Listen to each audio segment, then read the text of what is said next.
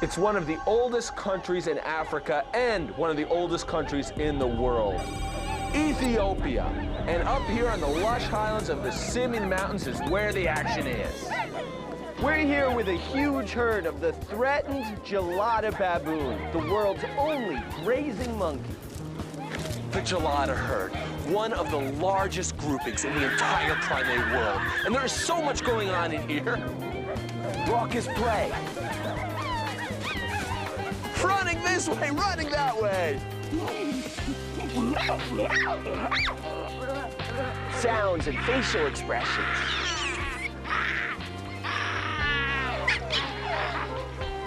Standing up and looking around. Squabbles. Fights. This is complete monkey chaos. Who's in charge here? Who's in charge? The answer could only be found in a remote part of Ethiopia. Oh, look out. Whoa. A 2-day drive from the capital of Addis Ababa, we entered a high-altitude region, 10,000 feet on a plateau, with cavernous drop-offs all around us. And as the terrain got rougher, we realized a truck probably couldn't make it much farther. And we entered this village of Amharic people to see what the local way of getting around was. All right, so this is where we're gonna trade in this set of wheels for a pair of hooves. That road was way too rough. Aiza Allah? Do they have any donkeys? Yeah, I think they do. Salam. We tried to quickly get a handle on the Amharic language. Salam. Aiza Allah? Yeah, that's here? Okay, thank you. Salam. And we finally found a donkey that might be for rent. Salam. Salam. Salam. The Aya, can we take for the bira for donkey? Okay? Okay. All right, we can't put too much on him. It's a good thing we've packed light. He can keep our gear while we run off with the baboons. Will he stay with us or will he run? Will he stay with us or will he run? Will he run? No. No, he stay. He'll stay? Okay. Not sure if he's saying stay or run, but we'll find out. Oh, they're stubborn here in Ethiopia too. So within a few hours, we'd found our donkey and the gelada baboon.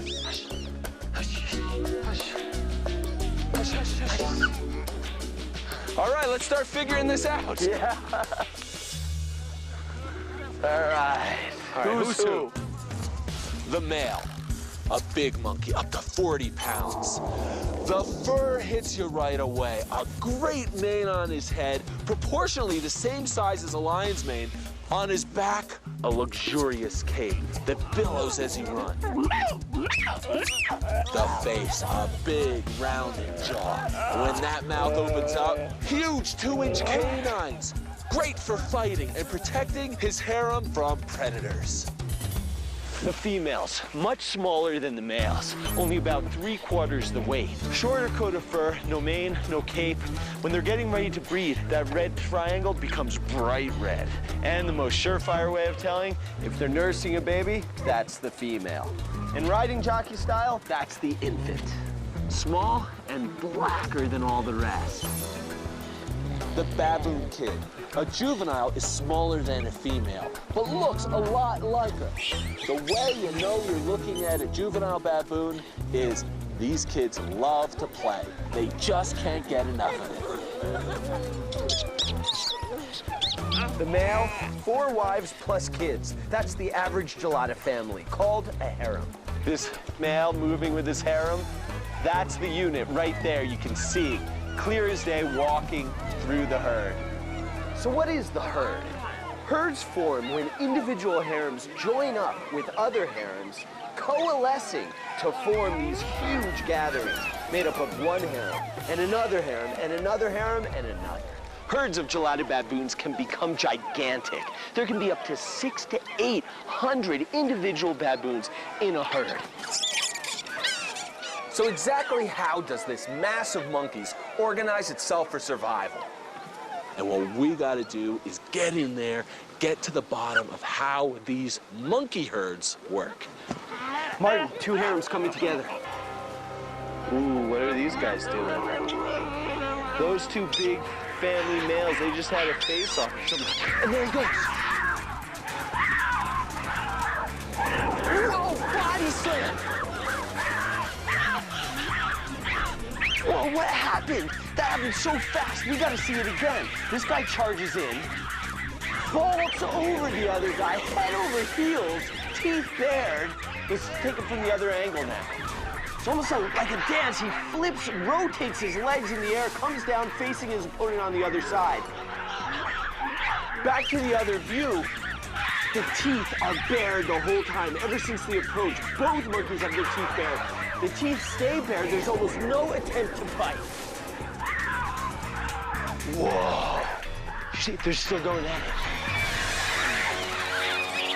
They're all trying to tell each other, hey, I'm strong, I'm in control of my harem. If anybody out there is looking for a harem to take over, don't mess with mine. I will mess you up. That's why I'm cautious around these guys. See, if you get too close, if you get in their personal space of these males, they retaliate. They tell you to back off, and that's exactly what that family male did. These guys have canine teeth as long as a lion's. They sunk one of those into me. That is not what I want to have happen. Look at that big guy move. The family male, the dad, and we'll call him a bot, which is dad in the local Amharic language. From all appearances, it sure seems like he is the head of the harem, leading them through this world.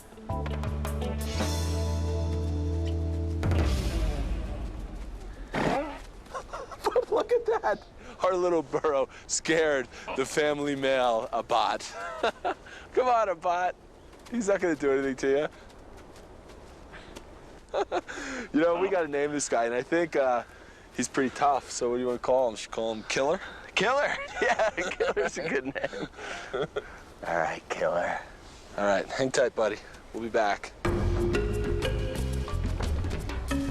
So, despite his showy toughness, Abbat was startled by a donkey.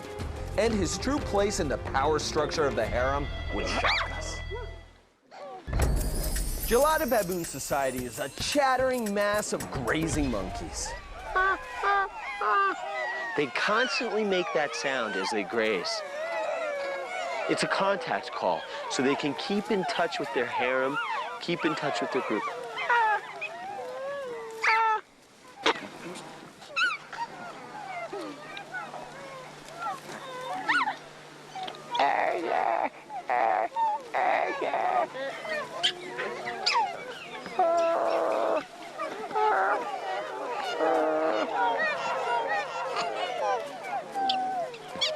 Geladas make over 30 different kinds of sounds to communicate.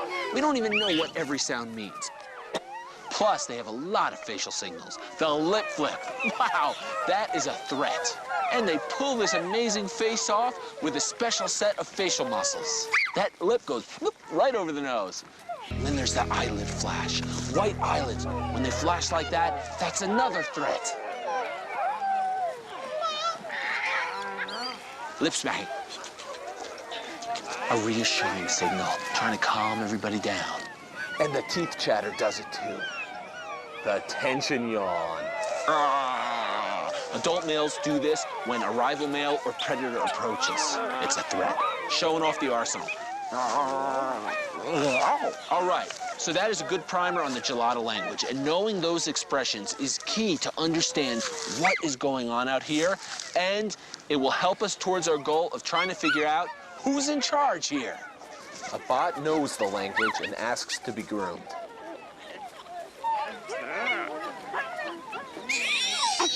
And then tells an outsider to beat it. The juvenile on Abat's back.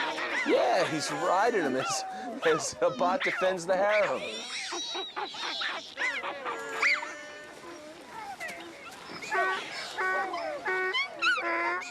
And even Killer has something to say.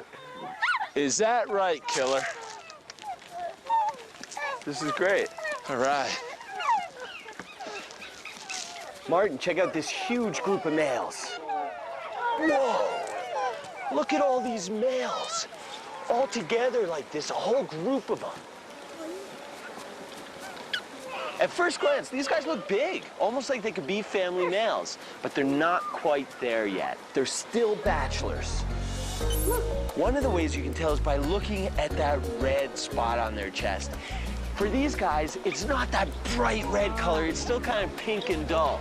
As these bachelor males mature, they become bigger and stronger, but that chest patch only becomes more and more red when they become a family male. So a bot, the family male, has a brighter, redder chest patch than a bachelor to go along with the thickest, most luxurious coat. But the sure way to tell is if you see a male surrounded by the females and infants of this harem, that's a family male. If you see a male surrounded by males, that's a bachelor, not yet family male material. For the most part, they live on the periphery of the herd, right on the outer edges. Where are we going, guys? Heading this way? But the bachelors will venture into the herd to make relationships with females and try to get their own harem. That's something a bot doesn't want to see. Bachelors down below. He's heading down.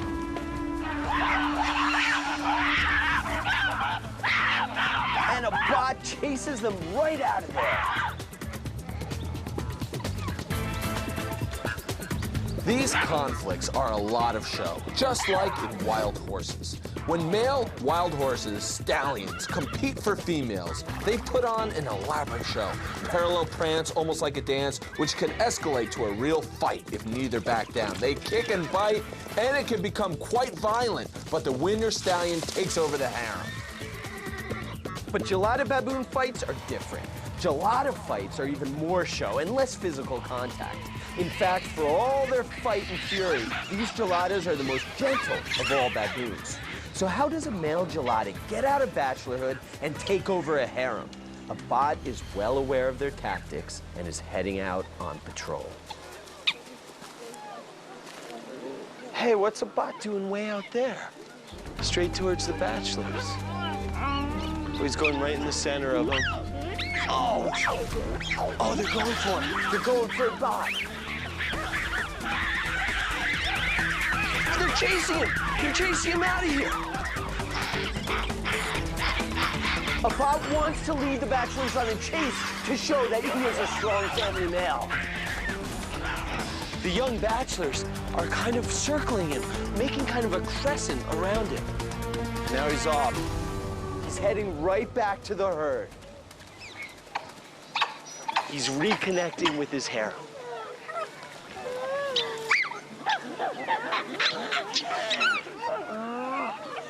A bot is the family male now, but that usually lasts for only 3 to 4 years. So he has to keep other males away. He has to stay on top as long as he can and have as many kids as he can so he can pass on his genes to future generations of geladas.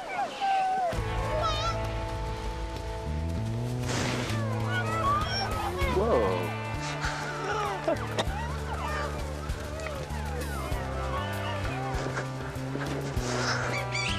I think he was as startled as I was. Everything's cool. Where'd they go, Chris? They're heading down, straight down. It's that time of day, about 4 o'clock, heading for the sleeping cliffs. Harem after harem, they're leaving the gelada fields and heading down. Hey, wait up! Whoa, right down the cliff. There is no way I can follow him here. It's looking better this way. Whoa. Wow. Oh, great. Here they are, moving steadily down this grassy section. Even just before bed, those juveniles like to tumble right down to the sleep spot. Whoa.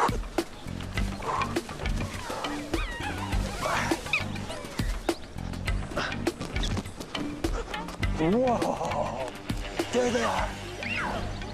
And this is as far as we can go. This chasm is where they're gonna sleep for the night. They'll mill around for a little while longer until it gets dark.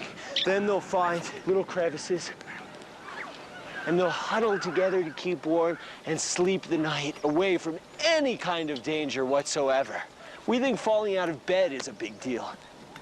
But imagine if you were a gelada and you fell out of bed. It would be a few hundred feet straight down. I had to get back up the cliff before dark.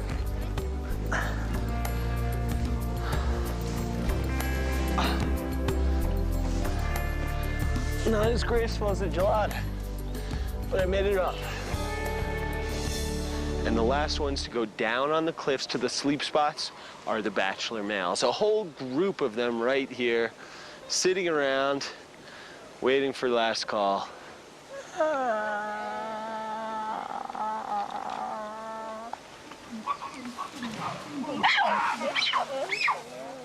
Two new males joining the bachelors. Ooh. Everybody's lip flipping. That bachelor's up in the tree. These bachelor males are testing out their vocal cords, lip flips, and displays. But it ends without conflict. Back down and off. A lot of noise and posturing, trademark gelada style.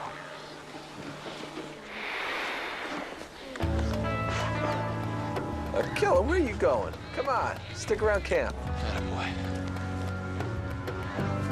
The sun's going down, and so are the bachelors. The last ones to the sleep spots.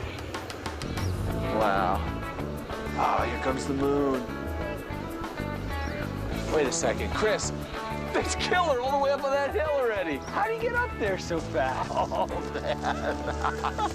You know where he's gonna be by morning? The next morning, a Bob was the first of his harem to rise. I love it. Ah! That's the family male in the morning. Feeling good, feeling strong, feeling tough. And there we have some confrontation right over there. Bachelors. He doesn't like it. He is the first one up the cliff with one wife right there with him. It seems like he's leading his harem up, but is he just an early riser? How does this harem work? Is a bot like a stallion who's in charge of the harem, controlling his mares, rounding them up, and punishing them when they get out of line? Or is he more like a gluttonous male lion who often wanders with the females, but always tries to claim the food for himself and will kill all the cubs when he takes over a pride? Or is it something entirely different? Oh, here come the wives. We'll soon find out.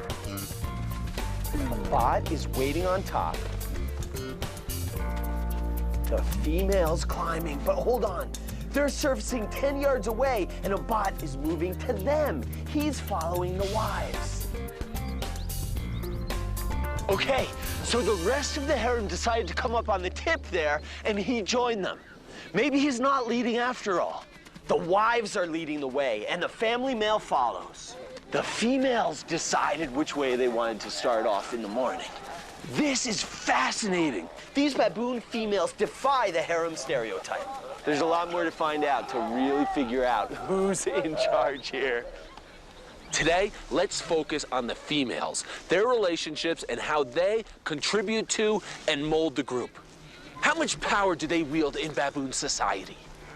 So the harem is together on the edge there. And here's a bot. He's waiting for this wife, but now looking a little wary. Oh, oh, he bumps her. This wife gets mad. He doesn't want to start a fight. There's a tension yawn, but he doesn't want to be pushed around either. Oh, she slaps him. This female is really standing her ground to the much bigger male. This is fascinating. The females are very assertive. They are not taking anything from a bot. And he backed off. A lion wouldn't take this. Looks like you better not mess with a female gelada. Hey, let's name this wife Inat. It means mom in the local language. And let's name her baby Lychee. Inat and Lychee. And Inat has requested a grooming from Abad, and he's getting right to work.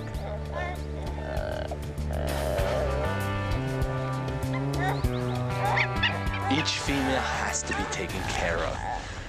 Abad has to groom them. It's like the females demand their massages every day, and he'd better do a good job. Abad has to do everything he can to please the females to remain family male. He has 5 wives to please right there. 5 females to please.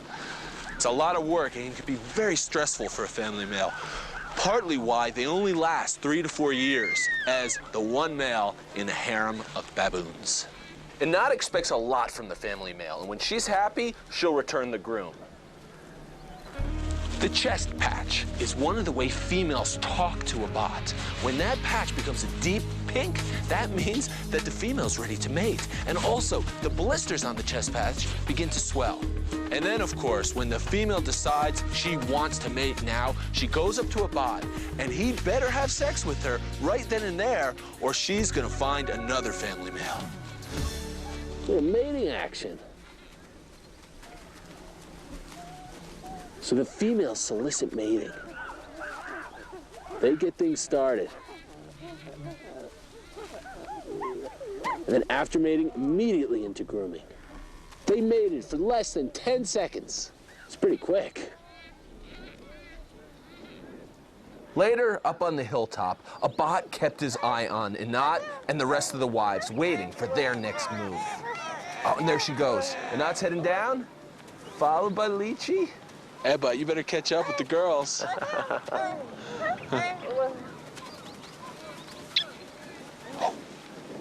What did Abad do? Oh, the females are mad! Oh, they're going after him, look, ganging up on him, sinking their teeth into his rump there. Wow.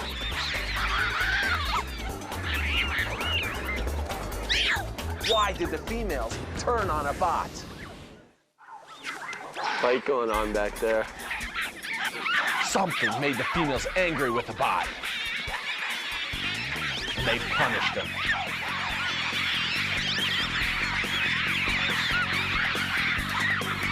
For the females to get this angry, he must have done something to one of the infants. Either by accident or on purpose, no male can mess with an infant.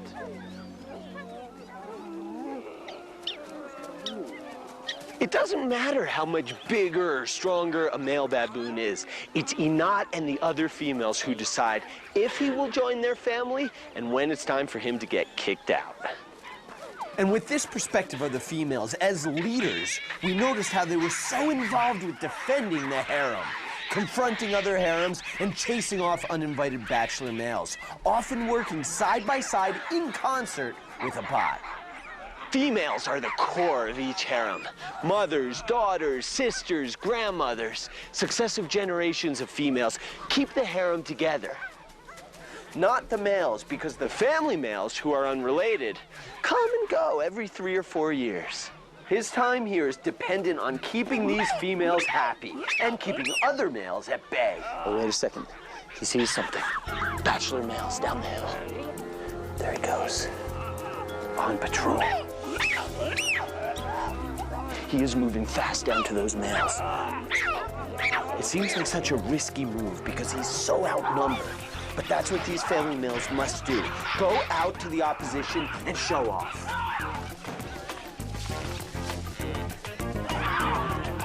It's as if he's strengthened and exhilarated by the whole thing. Bot almost got himself in trouble there. He went up to show stuff to the bachelors, and they got him up in a tree on the end of a limb. Like a true show-off, takes a flying 20-foot leap through the air, boom, lands with his full 40 pounds on the ground, charging back to his harem.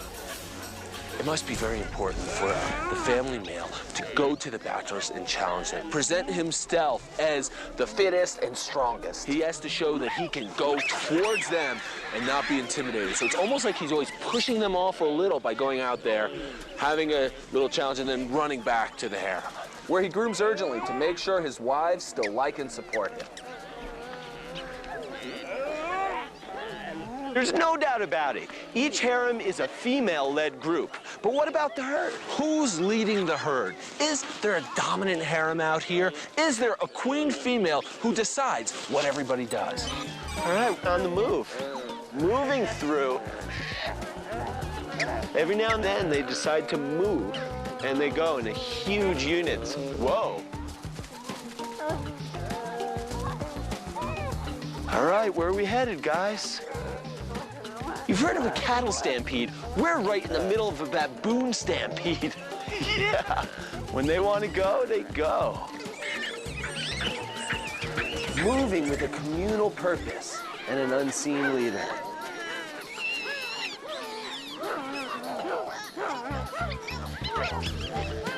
This is the world of the gelada, and it is one of the strangest, most bizarre, and wonderful places I've ever been to.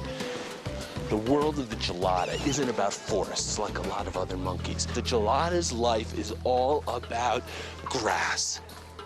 And these places are called gelada fields and are maintained by A virtual baboon lawn mowing service for this high plateau.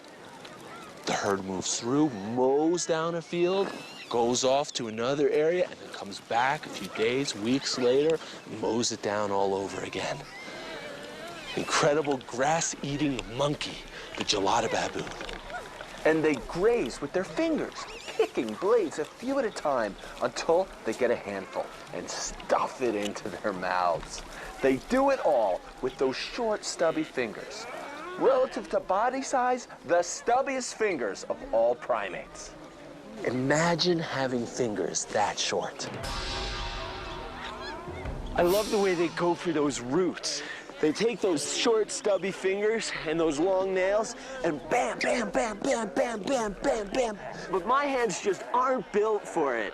It really hurts. They must have calluses on their hands. They have those long fingernails. If you look really closely, they're thick, they're strong, and they're sharp. Perfect for digging in. We're moving. Chris, I'll get Killer. Where is he? Oh, no, not again. Oh, no, he's gone again. Killer! Gee, we left him right here. All the baboons are gone, so he's Killer. Wait a second. There he is. He's hiding there. All right, Killer, I found you. Come on, the baboons are moving. There. Oh. Oh, hey, Killer! Killer, come on! Killer, wait! By the time we caught up with Killer, a storm had rolled in, transforming the landscape into a misty, desolate place. All right, where are we? This fog. Heading to the cliffs. The females have decided this is where we'll sleep tonight.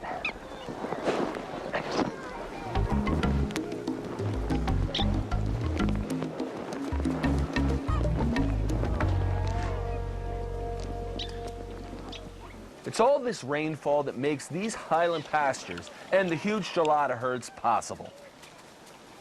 Gelada baboons need these lush grasslands to survive. And not too many millions of years ago, a lot of Africa was covered in lush grasslands.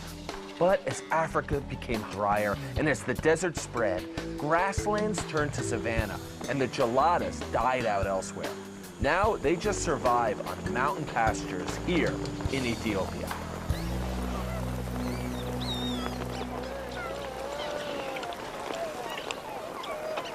What weather. The geladas have the holes in the cliffs to huddle in. They have each other, the social harem, to huddle up together and keep warm. We've got our rain gear, we've got our tent, which I'm getting in right now. Killer, don't go too far this time.